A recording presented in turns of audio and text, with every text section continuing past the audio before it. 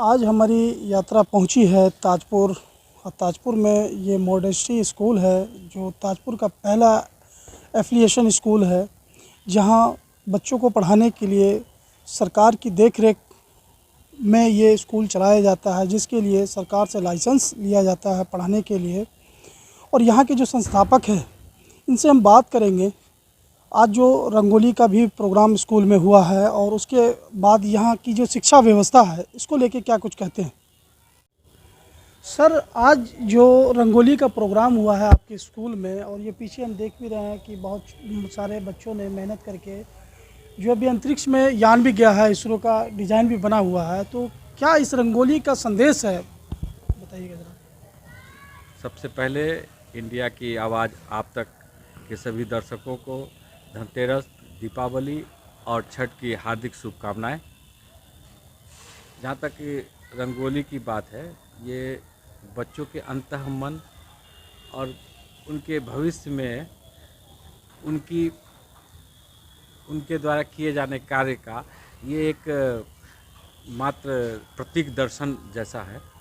Education तो ज़रूरी है, बच्चे एजुकेशन पा रहे हैं, लेकिन हस्तकला के माध्यम से बच्चे अपनी प्रतिभाओं को दिखाते हैं। उसी का एक ये रूप है रंगोली, जिसमें वर्ल्ड कप का उन्होंने बनाया है। चूँकि भारत वर्ल्ड कप का मेज़बान है, तो बच्चों में इसका उत्साह है और भारत जीते इस बात का कामना है।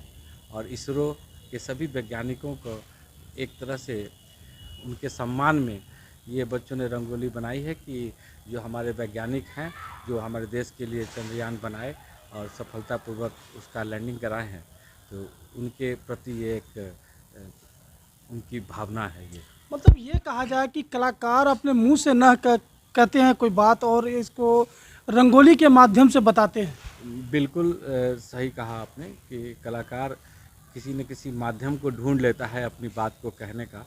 वो शब्दों का इस्तेमाल नहीं करता है।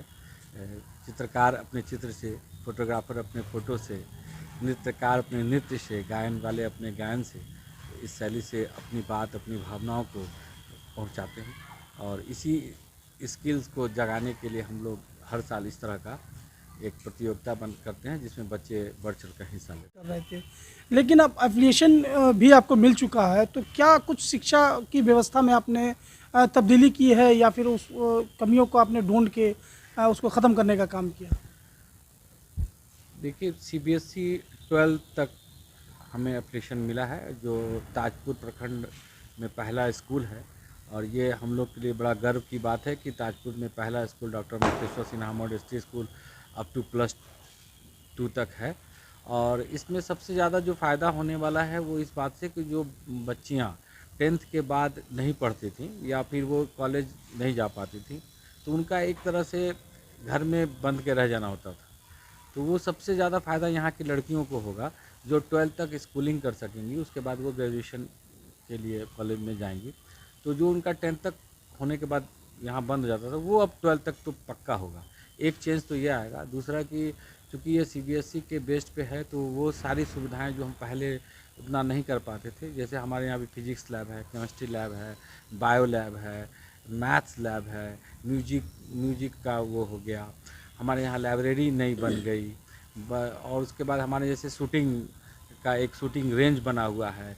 हमारे यहाँ खेलने के लिए बास्केटबॉल, फुटबॉल, बैडमिंटन, चेस, काफ़ी गेम है, जो उसके बाद पहले भी था और उसमें काफ़ी बढ़ोतरी हुई है।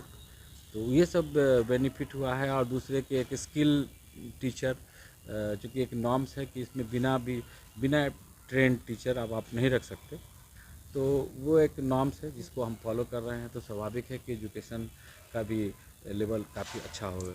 मतलब ये कहा जाए कि ये छोटा सा जो एक टापू है ताजपुर, मतलब इसमें आपने क्रांति लाने का काम जोर शोर से कर रहे हैं। क्रांति तो नहीं कह सकते, बस हम एक शुरुआत कह सकते हैं कि हम लोग का एक प्रयास है। शुरू से मोडेस्टी स्कूल का ये प्रयास रहा है कि अच्छा एजुकेशन हो और बच्चे जुड़ें, खासकर वो लोग जो एजुकेशन से काफ़ी दूर हैं, उन तक पहुँचे, यही प्रयास है। चूँकि सर बहुत सारे स्कूल भी यहाँ चल रहे हैं, तो क्या जो व्यवस्था आपने बैठाला है, क्या वो नहीं व्यवस्था ये बैठाल सकते थे।